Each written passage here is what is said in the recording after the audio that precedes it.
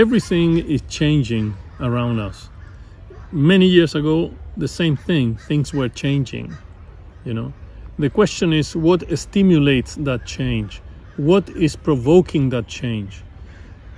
50 or 100 years ago, nobody really thought about environment and sustainable development. If one looks at the United Nations Charter that created the United Nations, nowhere in that charter it appears the word ecology or the word environment. The big push of that paradigm, of UN paradigm, was peace and security, lasting peace and security. Today, peace and security is also extremely important. But what is changing around us is very different.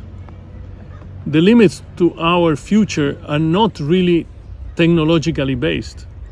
The limits to our future are biologically based.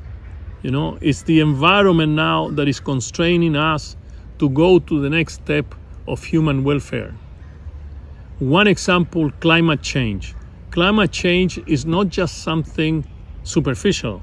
It's not something little. It's a big thing that is conditioning how we eat, how we live, how we progress, how we transform a given society. So if the paradigm of the past, was good enough to resolve, to project the transformational process of the past, this paradigm is not now adequate to lead us to a new future. If we just think about climate change as the only variable, and we know it's not the only variable, but as the only variable that promotes this change in a particular direction, that enough needs a new paradigm of understanding of how climate change affects every activity of human life.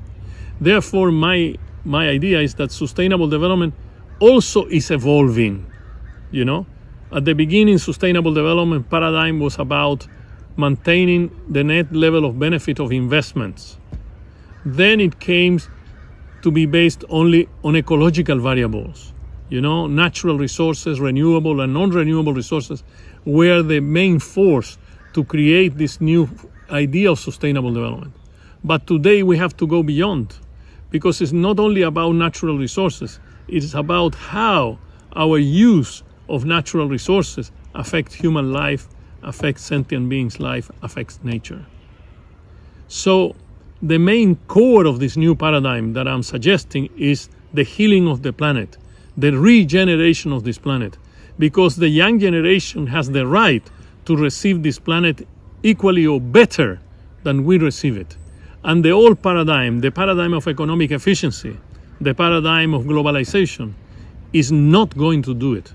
And this is why I am promoting a new paradigm that is called a sustainable society with an empowered citizenship.